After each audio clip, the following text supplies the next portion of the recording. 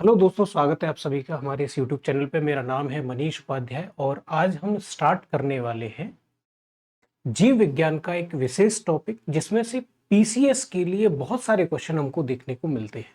हालांकि हम देखें, हमारा जो जीव विज्ञान का पोर्शन है या विज्ञान के ही पूरी पोर्शन की बात करें, अगर इसको सिस्टमैटिक ढंग से देखा जाए तो इसका सिलेबस कोई बहुत ज्यादा बड़ा नहीं है, बहुत ज्यादा डाइवर्सिफाई नहीं है।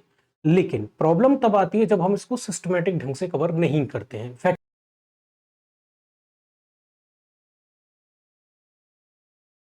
यूपी पीसीएस का आपने इस बार का पेपर देखा होगा, इसमें देख लीजिए, चाहे आप एमपीपीएससी, हालांकि वो अभी भी पुराने ट्रैक पर ही है, लेकिन इन पेपरों में जब आप देखेंगे तो आपको एहसास होगा कि अब जो चीजें हैं वो फैक्ट के साथ साथ चीजों को कॉन्सेप्ट के साथ मिला करके पूछा जा रहा है। अब एकदम से पीसीएस के पेपर सिर्फ फैक्ट के बेस पे नहीं पूछे जा रहे, तो आपकी जो बेसिक अंडरस्टैंडिंग है वो बढ़िया होनी चाहिए और क्लासिफाइड होनी चाहिए, मतलब वो सिस्टमेटिक ढंग से होनी चाहिए, तभी आप उस चीज को ढंग से डील कर पाएंगे। एक विशेष टॉपिक है हमारे पास, इसको हम कहते हैं आकारिकी।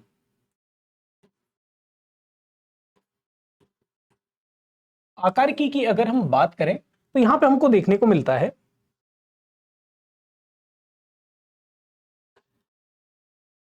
कि अगर हम पूरे के पूरे पुराने वर्गीकरण के आधार पर देखें तो सारा का सारा जीव जगत, जीव ऐसी चीज है जो श्वसन करती हो, जो बच्चे पैदा कर सकती हो, जो क्या कर सकती हो, पोषण करती हो, जिसमें वृद्धि होती हो, जैसे बच्चा छोटा होता है, उम्र के साथ साथ वो बड़ा होता जाता है और एक समय के बाद उसकी मृत्यु हो जाती हो। ये सभी लक्षणों को जो चीजें प्रदर्शित करती हैं उनको हम सजीव के नाम से जानते हैं।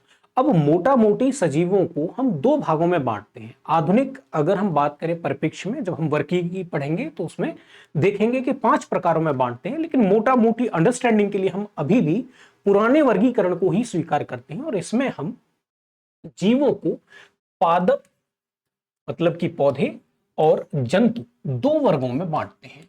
इसका मतलब आकारिकी के क्या हो जाएंगे, दो प्रकार हो जाएंगे, पादप आकारिकी और इधर हो जाएगा ये जंतु आकार की। ठीक है, पादप आकार की बात करें तो इसका मतलब क्या हुआ, इसका मतलब हुआ पौधों की संरचना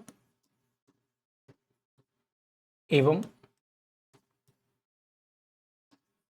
उनके कार्यों का अध्ययन। ठीक है, अब यहां पे हमने ये देखा। ऐसे ही इधर जंतु आकार की, ये एक अलग चैप्टर के रूप में हो जाएगा। तो जब इसको हम देखेंगे तो इसमें हो जाएगा जंतुओं के अंगों की संरचना या जंतुओं की शारीरिक संरचना और उनके जो अंग हैं वो क्या क्या फंक्शन करते हैं बॉडी में, उनके बारे में हम देखेंगे। तो ये क्या हो जाएगा, जंतु आकार की हो जाएगी। हमारा मेन फोकस इस चैप्टर में यहाँ पादप आकार की का है। अब हम यहाँ पे बात करें तो हमें एक चीज देखने को मिलेगी कि भाई पौधे के कौन कौन से भाग हैं, उनको हम देखेंगे। तो पादप आकारिकी में हम क्या क्या देखते हैं, तो हम देखेंगे क्या, हम पत्तियों को देखते हैं,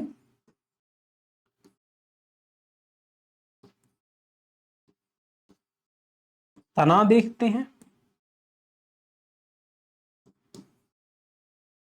फिर जड़,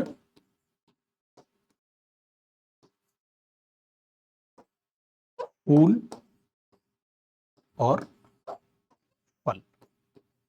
फल कह सकते हैं आप, बीज कह सकते हैं। बीज वो अवस्था है जिसके द्वारा पौधों की नई पीढ़ी को तैयार करने का एक तरह से आप कह सकते हैं सेटअप तैयार किया जाता है।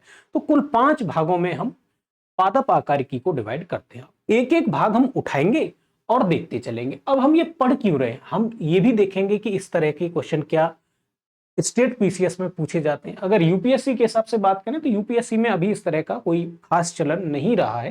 हालांकि अगर हम 2024 और 2025 के पेपर को देखें तो बहुत सारी चीजें यूपीएससी फिर से पूछने लगा है साइंस के फैक्ट से, लेकिन फिर भी चलन कम हुआ है। यूपीएससी में उस टाइप का चलन नहीं है। लेकिन अगर हम बीपीएससी की बात करें तो साइंस से 30 क्वेश्चन पूछे जाते हैं ऑन एन एवरेज। और अगर हम यूपी पीएससी की बात करें तो यहां पे भी लगभग आपको 24 से 25 प्रश्न देखने को मिल जाएंगे विज्ञान से, और उनमें जो सबसे बड़ा पोर्शन रहता है वो जीव विज्ञान का ही रहता है। अच्छा, एक चीज तो हमने ये देखी, फिर हम देखेंगे कि क्या यहां से प्रश्न पूछे गए हैं। तो हाँ, बिल्कुल प्रश्न पूछे गए हैं। जैसे पत्ती की अगर हम बात करें तो यहां से हमसे प्रश्न पूछा गया है कि भाई जो पत्तियां हैं वो जो खाद्य संग्रहण करती हैं उन पत्तियों से रिलेटेड प्रश्न को पूछा गया। हम डिस्कस भी करते चलेंगे। और देखिए, तना से फूड स्टोरेज से रिलेटेड भी पूछा गया है, और तना जो प्रकाश संश्लेषण का काम करते हैं तना, उनसे रिलेटेड प्रश्न पूछा गया है। जड़ों में फूड स्टोरेज से रिलेटेड क्वेश्चन पूछा गया है, प्लस जो जड़ें श्वसन का काम करती हैं ये भी प्रश्न पूछा गया है। तो जो जो चीजें हैं, फलों से जो प्रश्न पूछे जाते हैं, फूलों से जो प्रश्न पूछा गया है वो फूलों के अंगों से रिलेटेड प्रश्न पूछा गया है, और फलों से जो प्रश्न पूछे गए वो फलों के प्रकारों से पूछे गए हैं प्रश्न। तो इस तरह की एक वैरायटी रहती है, तो हम उसी अकॉर्डिंगली क्या करेंगे, इसको हैंडल करेंगे इस टॉपिक को। तो हम पहला टॉपिक यहां पे लेंगे, हमारे पास है पहला टॉपिक पत्ती।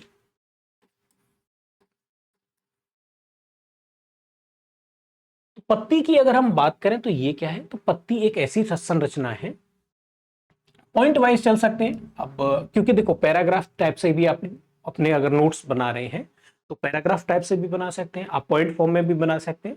बट मुझे लगता है क्योंकि ये जो पोर्शन है जनरल साइंस वाला, ये आपके सिर्फ पीटी में आता है, और पीटी में जो चीजें आती हैं वो ऑब्जेक्टिव टाइप की आती हैं। ऑब्जेक्टिव टाइप के क्वेश्चनों को हैंडल करने का जो सही तरीका है वो पॉइंट फॉर्म में ज्यादा बेटर है, क्योंकि इसमें फैक्ट को ऐड करना, फैक्ट्स को हटाना या चीजों को रिकॉल करना वो बड़ा आसान हो जाता है। बहुत ज्यादा लेंदी लेंदी लिखना नहीं पड़ता है इसमें।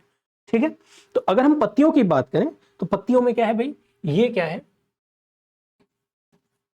पतली, सामान्यतः हरी। आजकल जो डेकोरेटिव प्लांट चल रहे हैं उनमें क्या रहता है, ये अब डिफरेंट कलर में भी आने लगी हैं, डिफरेंट डिफरेंट। तो नॉर्मली क्या रहती है, हरी एवं भोजन निर्माता या निर्मात्री। अब इसमें ये हरा रंग है, ये किस वजह से होता है, क्लोरोफिल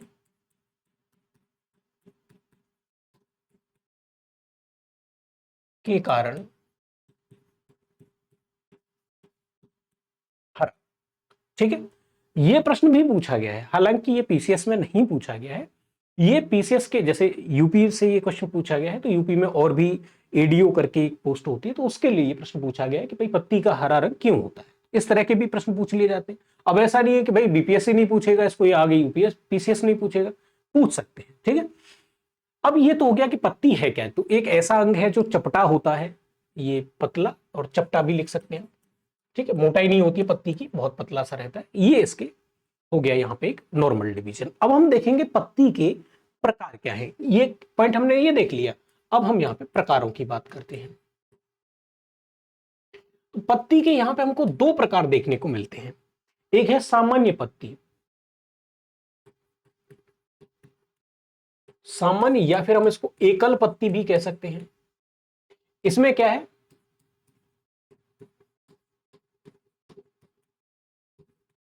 एक ही पत्रदल होता है।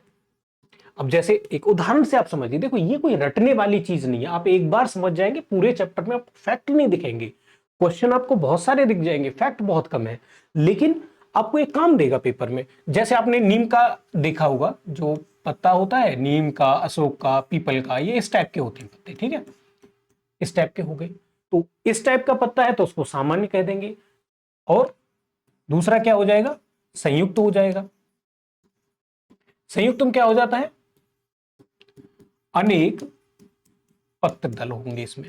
जैसे आपने देखा होगा, अगर हम इमली की बात करें, उदाहरण पूछे जाते हैं तो उदाहरणों को आप यहां पे याद रखिएगा। आम का एक पत्ता होता है, पीपल है इसका एक होता है, इमली है, बबूल की अगर हम बात करें, इनमें आप देखेंगे तो पत्ता कैसे होता है, एक ऐसे डंडी होगी, उससे फिर छोटी छोटी पत्तियां जुड़ी होंगी ऐसे करके, तो ये इस टाइप की पत्तियां हो जाएंगी, ऐसे करके जुड़ी होंगी, बहुत सारी पत्तियां जुड़ी होंगी, और ये पूरा का पूरा ऐसे करके तैयार हो जाएगा। फिर ये किसी टहनी के साथ ये जुड़ा होगा।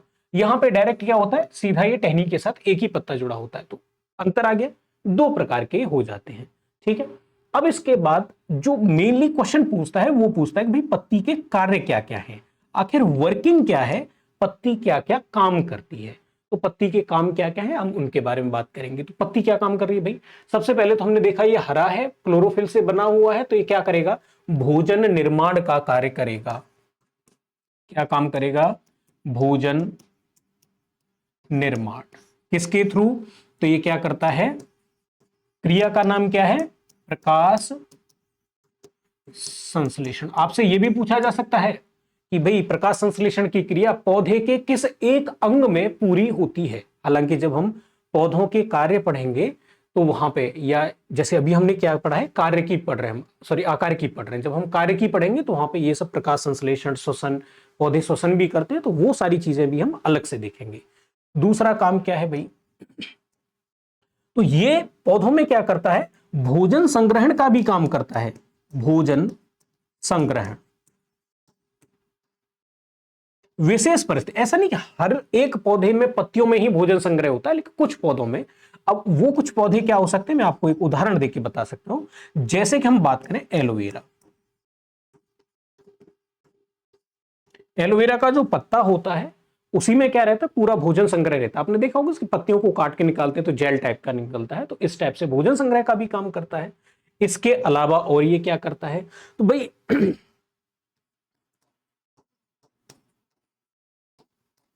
पौधे की, हालांकि अब ये जो हम पॉइंट लिख रहे हैं इसका कोई ऐसा साइंस के अकॉर्डिंगली कोई बहुत मतलब नहीं बनता है कि अलंकरण का काम करता है। पत्तियों की वजह से ही तो पौधा एक विशेष आकार में हमको दिखाई देता है। ऐसा तो है नहीं कि भाई बिना पत्तों के हमको दिख जाएगा। हालांकि ऐसे भी बहुत सारे पौधे हैं जिनमें कोई पत्तियां नहीं होती है। तो ये हो गए उसके बहुत सारे कार्य हो गए पत्तियों के। ठीक है। अच्छा, कुछ पत्तियां क्या हो जाती हैं? कांटे की रूप में बदलकर सुरक्षा। अब ये आपको कहां देखने को मिलेगा कि पत्तियां कांटों में बदल जाती हैं? जितने भी मरुस्थलीय पौधे होते हैं उनकी पत्तियां क्या हो जाती हैं? कांटों में परिवर्तित हो जाती है। अब क्यों हो जाती हैं? आप बैकग्राउंड एक बार समझ लेंगे, आपको याद हो जाएगा, इसमें रटने वाला कुछ नहीं है। कि भाई वहां पे पानी की कमी रहती है। अब पानी की कमी रहती है, जड़ें नीचे तक जाती है, बड़ी मुश्किल से पौधे को पानी मिलता है। अब क्योंकि पानी की कमी है तो जितने भर जीव जंतु होंगे कम पौधे उग पाएंगे। वही पौधे वहां पे सर्वाइव कर पाएंगे जिनकी जड़ें बहुत नीचे तक जाती हैं। तो सारे के सारे जीव जंतु क्या होंगे? उसी पौधे पर निर्भर हो जाएंगे, तो उसको खा करके खत्म कर डालेंगे। तो पौधा क्या करता है? अपनी सिक्योरिटी के लिए पत्तियों को कांटों में कन्वर्ट कर देता है। तो ये भी पत्तियों के ही कार्य है। ठीक है। अब आगे बढ़ते हैं। हमने एक पोर्शन देख लिया, अब दूसरा देखते हैं, तना।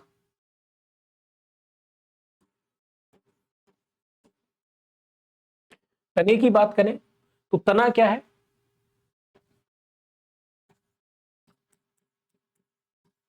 कास्ठिल। कास्ठिल मतलब लकड़ी का बना हुआ है, काठ है। कास्ठिल संरचना जो पौधे को या पौधों को आकार एवं स्थिरता या स्थायित्व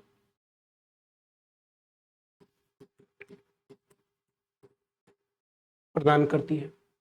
ठीक है, इस टाइप से भी हो सकता है। अच्छा, और अगर हम बात करें भाई, एक और बात हम यहां पे देख सकते हैं कि ये जो तना है ये क्या है? प्रांकुर से निर्मित। अब आप कहेंगे प्रांकुर क्या है? तो जैसे ये हो गया, मान लीजिए एक बीज है। बीज जब उगता है तो एक पोर्शन ऊपर की तरफ जाता है और एक पोर्शन इस तरीके से नीचे की तरफ जाता है। तो ये, इसको हम कहते हैं मूलांकुर। ये बाद में क्या बन जाता है? जड़। और भैया इसको हम कहते हैं प्रांकुर। और ये बाद में किसमें कन्वर्ट हो जाता है? तो ये कन्वर्ट हो जाता है तना में। तो इस तरीके से ये प्रांकुर से निर्मित होता है। अच्छा, अब आपको एक चीज समझ में आ रही होगी कि ये हो गई मिट्टी। अब मिट्टी से ये नीचे की तरफ बढ़ रहा है, तो इसका मतलब ये क्या हो गया? जड़ कैसी होगी? गुरुत्व के अनुवर्ती हो गई, बढ़ने वाली। मिट्टी नीचे की तरफ है, तना ऊपर की तरफ बढ़ रहा है, तो ये क्या हो गया? ये गुरुत्व का क्या हो गया? विकर्षी हो गया। ये क्या होता है? गुरुत्व विकर्षी। मतलब विकर्षी मतलब गुरुत्व नीचे की तरफ लगा हुआ है तो उसके उल्टे डायरेक्शन में बढ़ रहा है। अच्छा, सूरज का प्रकाश तो ऊपर की तरफ होता है ना, ऊपर से सूरज चमक रहा होगा, पौधे ऊपर की तरफ बढ़ते हैं, इसका मतलब ये क्या हो गया? प्रकाश अनुवर्ती हो गया। ये मतलब ये प्रकाश की दिशा में बढ़ता है, जिधर प्रकाश होता है ये उधर बढ़ता है। अब हम बात कर लेते हैं कि भाई तने के प्रकार कौन कौन से हैं। तो तने के हमको 3 प्रकार दिखते हैं। 3 प्रकारों में कौन कौन से हैं? तो पहला प्रकार हमको दिखता है एक वायवीय तना। वायवीय तना, अब जैसे उदाहरण के लिए हम बात कर सकते हैं, जैसे नीम है, तो नीम में आप देखेंगे पूरा का पूरा तना कहां पे होता है? ऊपर ही होता है सारा का सारा तना। या फिर हम बबूल का एग्जाम्पल ले सकते हैं, या पीपल का एग्जाम्पल ले सकते हैं, इस टाइप से हम एग्जाम्पल ले सकते हैं। दूसरा अर्धवायवीय तना, ये भी एक एग्जाम्पल लिया जा सकता है। अब यहां पे कुछ एग्जाम्पल ले सकते हैं, जैसे पुदीना की हम बात करें। अब इसमें क्या रहता है, पुदीना का जो तना है तो वो जमीन के साथ टच होता चलता है, उसमें से फिर जड़ें निकलती चलती हैं, वो ढकता चलता है। तो पहले वो कुछ टाइम के लिए ऊपर रहता है, प्लांट बढ़ता है, प्लांट झुक करके जमीन से टच हो जाता है, जड़ें निकलती हैं, मिट्टी में धीरे धीरे वो धस जाता है। जैसे कि हम बात करें पुदीना, ठीक है। और भूमिगत तना, ऐसा तना जो क्या रहता है, जमीन के अंदर रहता है, उसको भूमिगत तना कहते हैं। अब यहां से एक क्वेश्चन है, जो भूमिगत तना वाला जो एग्जांपल लेंगे, वहां से क्वेश्चन आपको बार बार, जब आप पीवाईक्यूज देखेंगे तो बार बार क्वेश्चन आपको देखने को मिलेगा। उदाहरण के लिए आलू पूछता है आपसे, ये आलू वाला क्वेश्चन उसने तमाम बार पूछा है कि आलू निम्न में से क्या है। अब नॉर्मली हमको समझ में ये आता है कि ये हमारी जो सामान्य अंडरस्टैंडिंग है वो ये है कि जो चीजें मिट्टी के अंदर है, जो पार्ट पौधे का मिट्टी के अंदर है, वो जड़ है। तो आलू क्या हो गया, जड़ हो जाना चाहिए, लेकिन आलू क्या रहता है, तना रहता है। ठीक है, जड़ का मतलब है कि वो जो चीज है उसमें से बाकी और भी रूट्स निकलने चाहिए, आलू में से रूट्स नहीं निकलते। अब आलू जैसा ही एक और है शकरकंद, स्वीट पोटैटो जिसे कहा जाता है, वो जड़ है, लेकिन आलू क्या है, तना, इसमें से अन्य जड़ें नहीं निकलती हैं। ठीक है, ये फूड स्टोरिंग का काम करता है। अच्छा, आलू है, प्याज है, लहसुन है, या फिर आपकी हल्दी है, ये सभी प्रकंद है ये। या फिर हम बात करें अदरक है।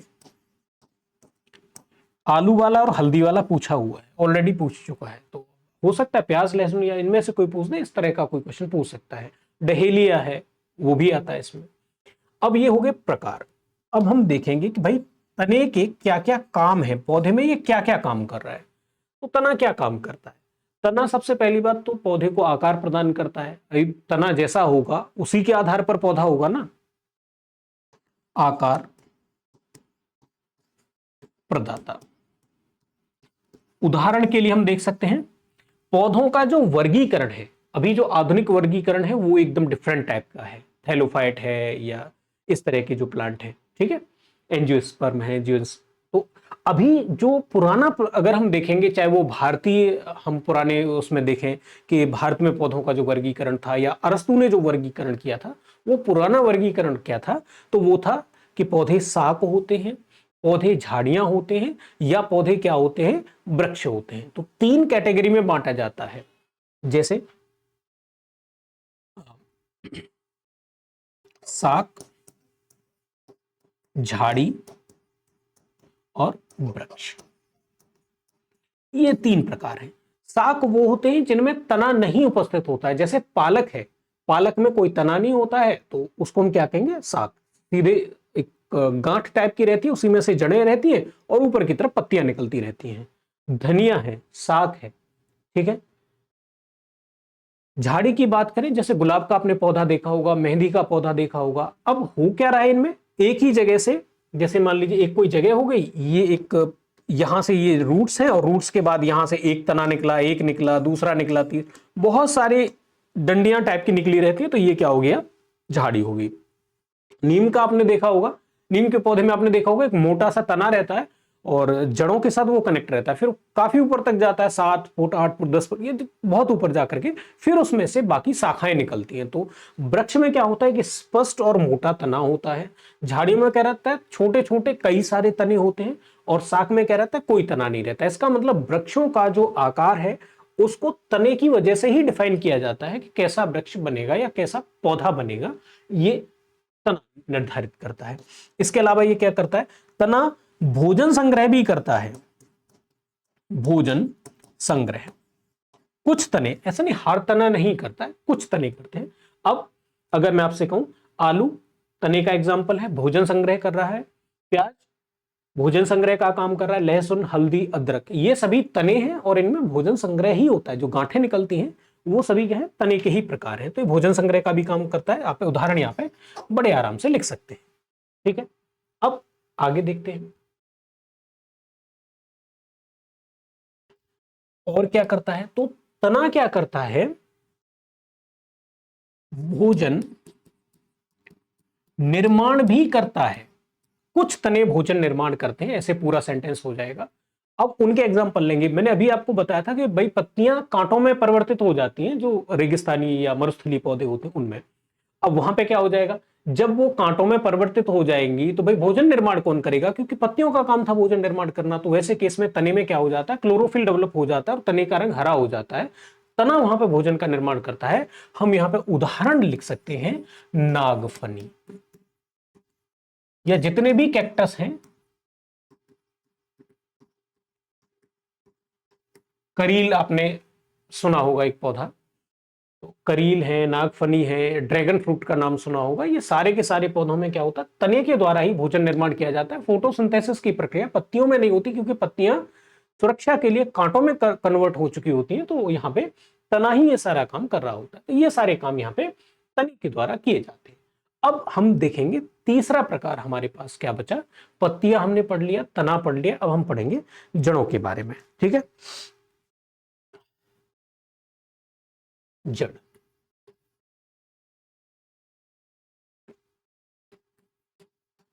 जड़ों को हम रूट कहते हैं। रूट की अगर हम बात करें तो ये क्या है, ये भूमिगत भाग है पौधे का, जो पौधे को मिट्टी में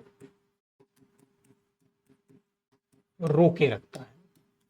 ये एक परिभाषा टाइप से हो गया, हालांकि डेफिनेशन पीटी में नहीं पूछी जाती है तो उसका कोई खास मतलब भी नहीं बनता है, बट फिर भी किससे विकसित होता है, तो अभी हमने पढ़ा था किससे, प्रांकुर से तना विकसित हुआ था। तो ये किससे विकसित होगा, तो ये विकसित होगा मूल अंकुर से।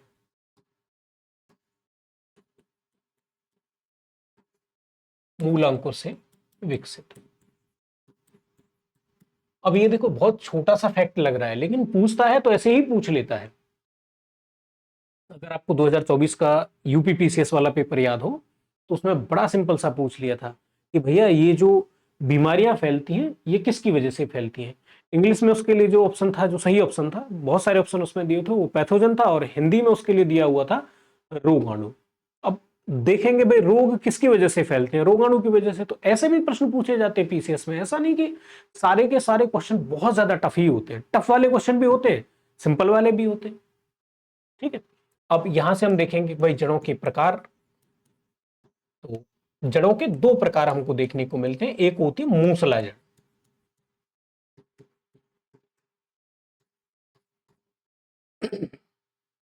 और एक होती है अपस्थानिक जड़।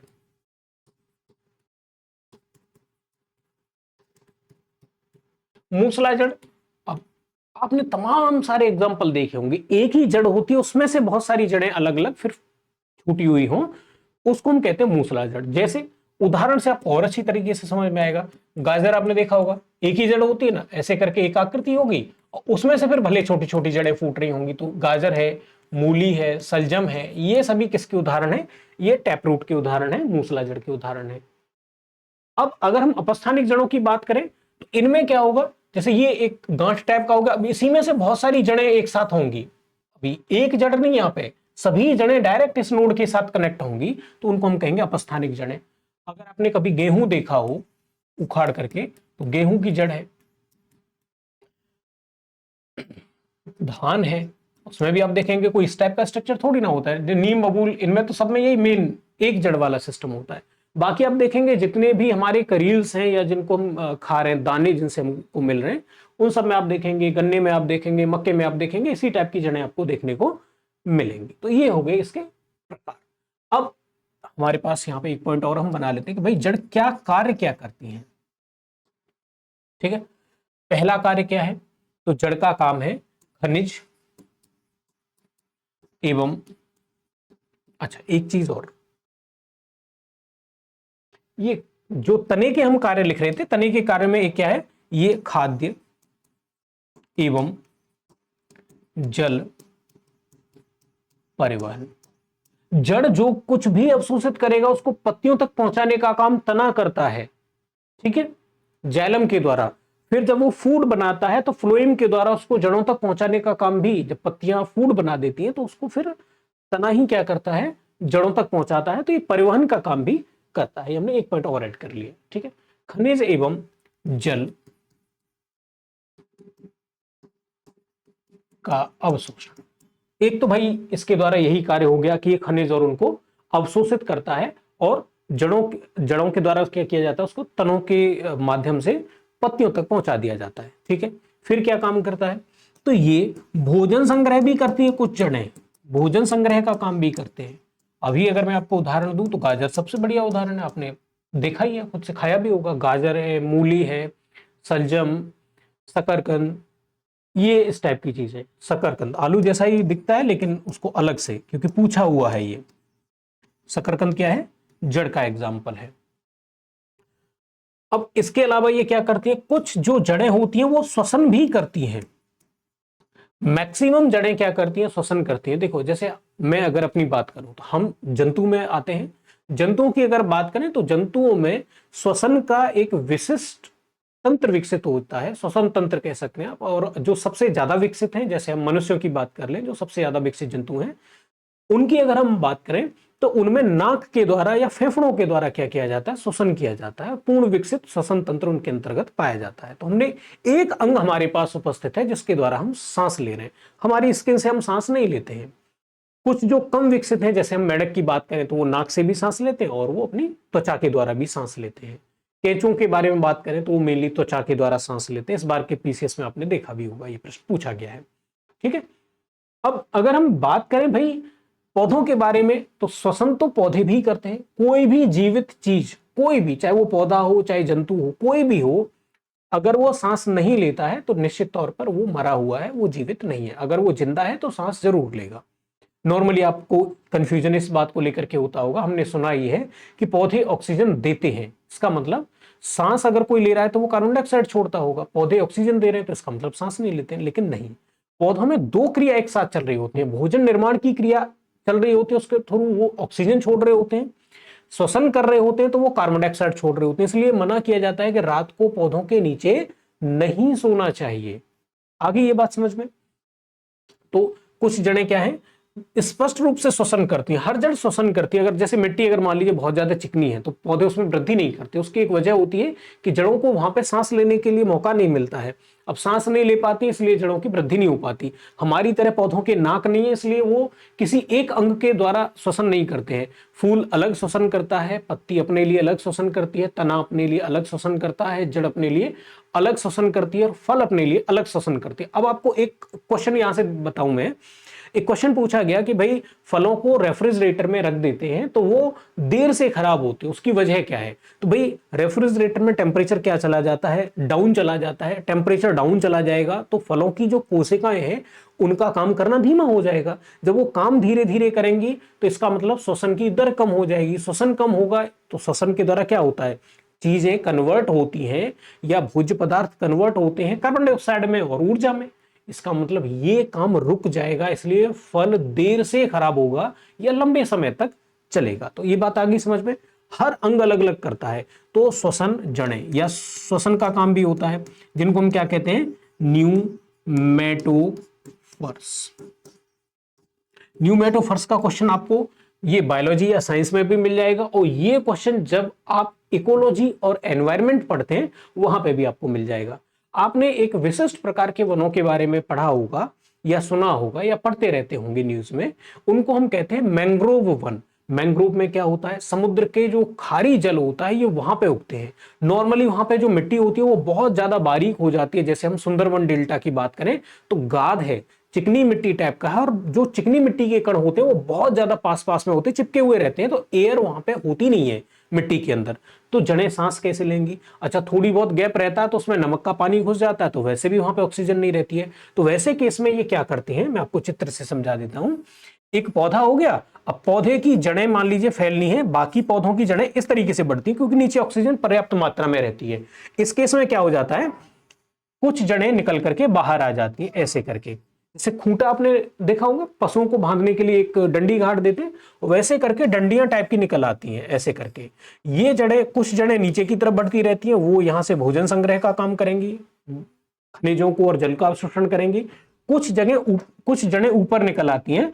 तो ये जो जड़ें हैं ये श्वसन का काम कर रहे हैं, ये वायुमंडल की ऑक्सीजन से डायरेक्ट ऑक्सीजन ले रहे हैं। तो इनको हम क्या कहते हैं, न्यूमेटोफर्स कहते हैं। बाकी सभी जड़ें करती हैं, लेकिन स्पेशली इनके लिए हम यहां पे इसलिए फोकस कर रहे हैं क्योंकि ये पेपर में पूछा जाता है।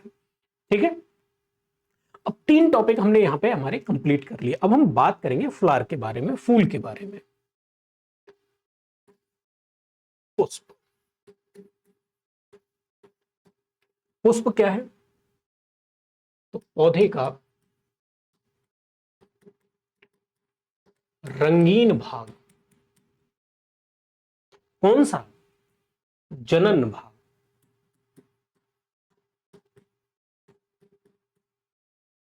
ये विकसित पौधे हैं। देखो, पौधों को अगर मोटे मोटे भागों में बांटे तो हम अविकसित पौधे, जिन पे फूल नहीं आते हैं, जिनको हम अपुष्पीय पौधे भी कह सकते हैं, और एक होते हैं विकसित पौधे जिन पे फूल आते हैं, जिनको हम पुष्पीय पौधे कहते हैं। तो जो पुष्पीय पौधे हैं उनमें ये क्या है, जनन अंग के रूप में काम करते हैं, अर्थात इनके द्वारा बीज आगे बनेंगे या फल बनेंगे आगे चल करके। ठीक है, प्रकार की बात करें तो 2 प्रकार के होते हैं, अपूर्ण पुष्प, या इनको हम क्या कह सकते हैं, एकलिंगी।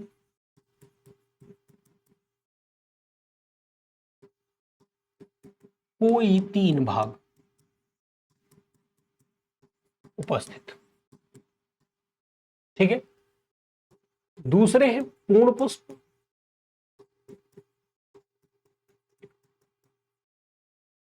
देखो, उदाहरण की अगर हम बात करें यहां पे कि एक लिंगी पुष्प कौन से हैं, तो जितने भी आप देखेंगे जो बेल वाले पौधे हैं, जैसे तोरई है, लौकी है, टिंडा है, ये सारे के सारे एक लिंगी होते हैं। आपने देखा होगा, अगर कोई अ, लौकी का अगर आपने बेल देखा हो तो उसमें 2 तरह के फूल आते हैं, एक से लौकी बनता है और एक ऐसा होता है वो वैसे ही झड़ जाता है। ऐसे ही पपीता के केस में आप देखेंगे, मक्का के केस में आप देखेंगे, तो ये कैसे एक लिंगी पुष्प है, मक्का है, पपीता है। तो मक्का वाले केस को आप देखिए, तो मक्का में क्या रहता है, एक तो ऐसे करके पौधा होगा, जैसे ये आपका पौधा हो गया, यहां से पत्ती निकल रही है और यहीं से वो मक्का यहां पे लगा रहता है। तो ये मादा पुष्प है, यहां से क्या बनेगा, आगे चल के दाने बनने वाले हैं। बिल्कुल आप जाएंगे ऊपर जाके तो यहां से ऐसे करके, स्टाइल कहते हैं उनको, ऐसे करके सिल्क टाइप का लटका रहता है, बस ऊपर जाके बिल्कुल वो रहता है नर पुष्प। तो ये होंगे अपूर्ण, क्योंकि इसमें या तो मादा पुष्प होगा या नर पुष्प होगा। द्विलिंगी में क्या होगा, चारों भाग उपस्थित। आप ऐसे भी कह सकते हैं ऐसा पुष्प जिसमें नर और मादा दोनों भाग उपस्थित होते हैं। 4 पार्ट हम आगे चल के पढ़ने वाले हैं। उदाहरण के लिए हम बात करें, जैसे आम का पुष्प है, ठीक है, बौर जिसको कहा जाता है, ये ऐसा है जिसमें द्विलिंगी है। ये गेहूं पे जो आता है फूल, वो भी कैसा है, वो भी द्विलिंगी है।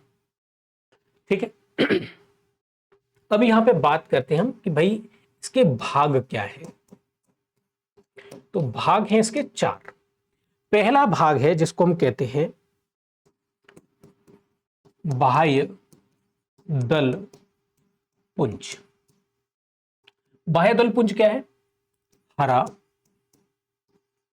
भाग जिसमें कली रहती है या बंद होती है, ऐसे भी लिख सकते हैं। अब ये आपको देख करके समझ में आएगा, एक चित्र से समझाता हूं। जैसे मान लीजिए कोई फ्लावर होता है, तो आपने उसमें ये इस टाइप का एक स्ट्रक्चर देखा होगा, इस टाइप का, ठीक है। फिर उसके ऊपर ऐसे करके एक फूल रहता है। तो ये जो हरा भाग है, फूल खिलने से पहले जिसमें फूल बंद रहता है, उसको हम बाह्य दलपुंज कहते हैं। ये करता क्या है, तो ये कीटों से कली की रक्षा का काम करता है। दलपुंज, इसको हम पंखड़ी भी कह सकते हैं। ये क्या रहता है? तो ये है रंगीन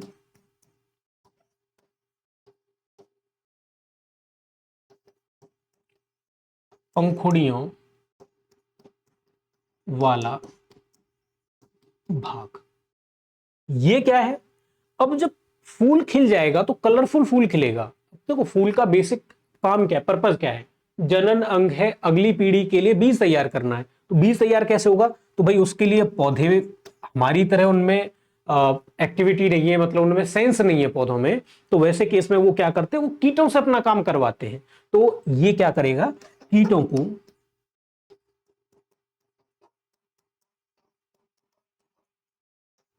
आकर्षित करता है। कीड़े आएंगे लगातार पौधे की तरफ। अब पौधे की तरफ जब कीड़े आएंगे तो उसकी वजह से क्या होगा? उसकी वजह से हो जाएगा निषेचन। सी। अब अगर हम यहां पे बात करें तो पुंकेसर, नर जनन भाग। और यहां पे क्या बनते हैं? यहां पे पराग कणों का निर्माण। जब कीड़ा आकर के पुंकेसर के पास बैठता है या फूल पर बैठता है तो उस कीड़े के ऊपर ये पराग कण क्या हो जाते हैं? चिपक जाते हैं। फिर कीड़ा जाता है दूसरे फूल पर जाके बैठता है तो और उस फूल में क्या होना चाहिए? उसमें स्त्री केसर होना चाहिए। स्त्री केसर क्या है? मादा जनन भाग। वर्तिकाग्र रहता है, इसमें ओवरी रहती है। तो यहां पे क्या रहता है? फल एवं बीजों के निर्माण किससे? ओवरी से। ठीक, अंडा से लिख सकते हैं आप। बीजांड रहते हैं उससे बीज बन जाते हैं और जो ओवरी रहती है उससे फल बन जाता है, फल भित्ति बन जाती है। अब यहां तक ये चार पार्ट है, अगर ये चारों पार्ट एक साथ उपस्थित हैं तो वो बन गया द्विलिंगी पुष्प या बाइसेक्सुअल फ्लावर। और अगर कोई से तीन पार्ट है जैसे ए बी सी उपस्थित है या ए बी और डी उपस्थित है तो उसको हम कहेंगे एक लिंगी या एकल पुष्प कहेंगे, उसको अर्ध पुष्प या अपूर्ण पुष्प कहेंगे उसको। तो ये हो गया यहाँ पे पुष्पों के बारे में। पुष्पों का कार्य क्या है? तो बस कार्य इनका एक ही है, जनन द्वारा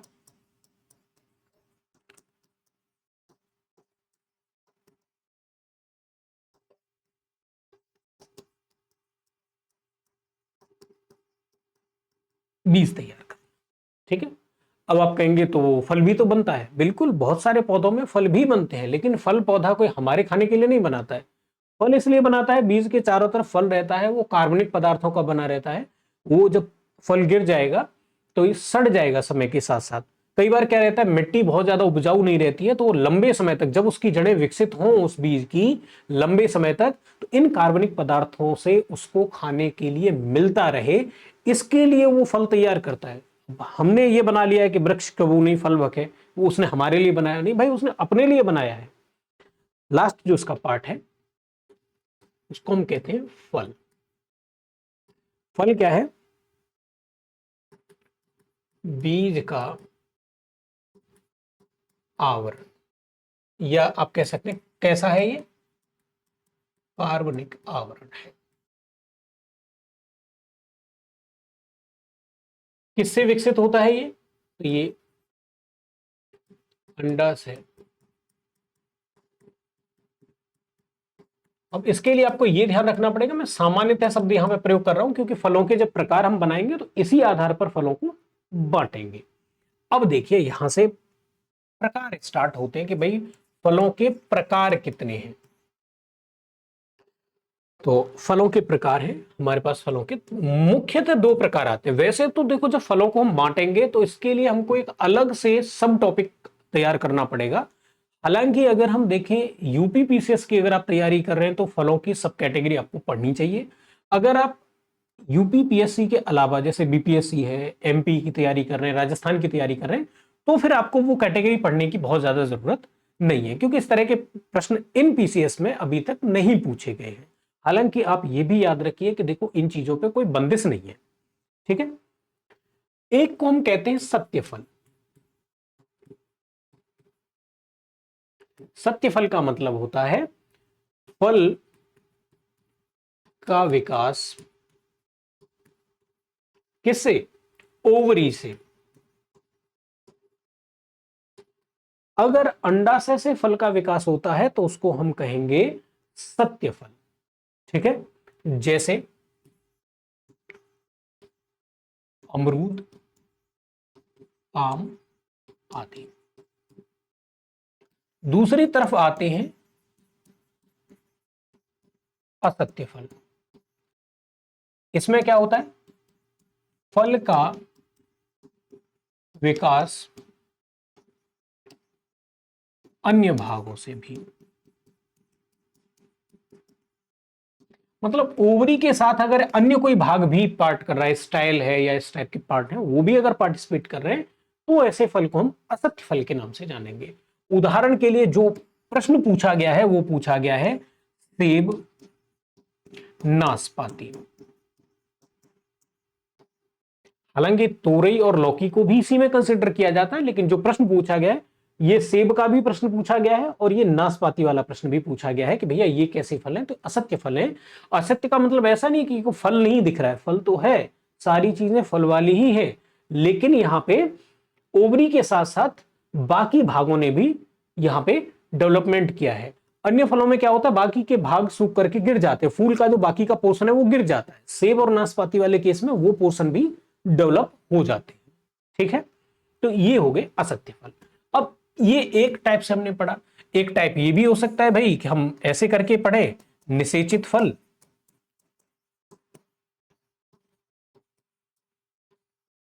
निषेचित फल का मतलब होता है परागण। परागण का मतलब होता है जब नर भागों से परागकण निकल करके मादा भागों पर जाते हैं और वहां पे संक्रिया के द्वारा बीज और फल निर्माण करते हैं, तो इस प्रक्रिया को हम निषेचन या फर्टिलाइजेशन कहते हैं।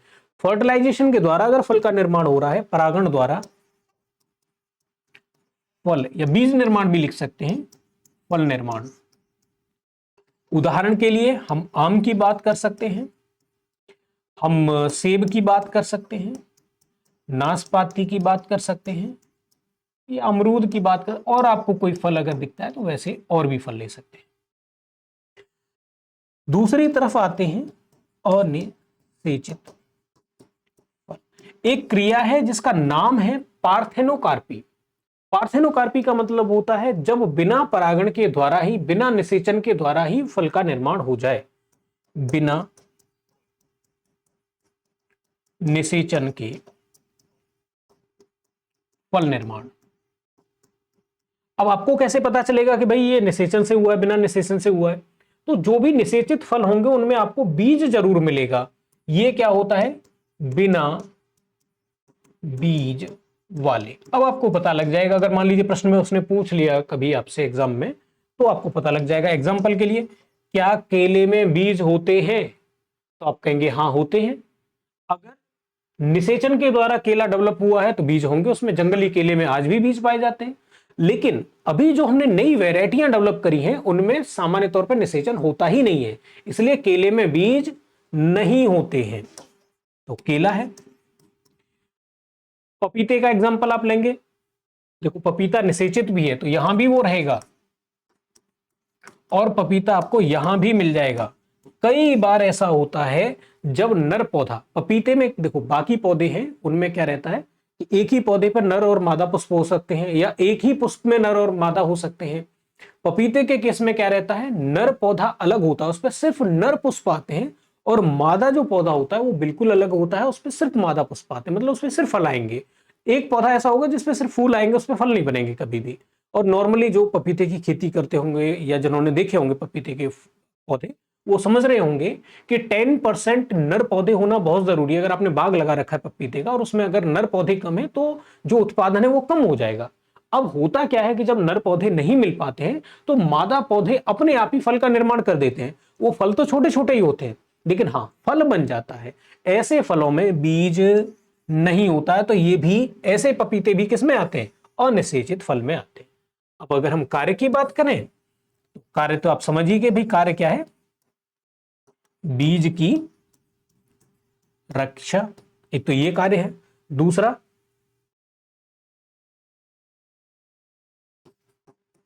पौष्टिक तत्वों का संग्रह। तीसरा बीज हेतु खाद का निर्माण। अरे भाई, जब पूरा फल गिर जाएगा, मिट्टी में सड़ेगा, तो ये क्या बनाएगा, खाद बनाएगा, जिसमें से बीज प्रॉस्पर होकर ऊपर उगेगा, इस टाइप से। अच्छा, कुछ ऐसे भी होते हैं जिनको भ्रूण फल कहा जाता है, वो क्या करते हैं,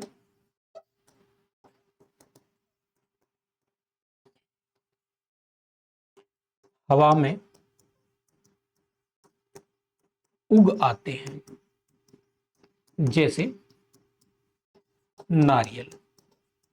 नारियल में क्या रहता है कि ऊपर जब टंगा रहेगा, जहां समुद्री इलाकों में जहां पे नारियल रहते हैं, तो वो वहीं उगाएगा। नारियल का एग्जांपल ले सकते हैं आप, मैंग्रोव का एग्जांपल ले सकते हैं। मैंग्रोव का जो बीज है वो भी ऐसा नहीं है कि वो नीचे गिर जाएगा तब उगेगा, वो पहले ही उग जाता है, और फिर जब पौधा बन जाता है, थोड़ा सा उग जाता है, उसके बाद गिरता है, जड़ें जब डेवलप हो जाती है तब गिरता है वो जमीन पे। इस टाइप से हमने यहाँ पे देखा, आप एक बार इसको रिवाइव कर सकते हैं।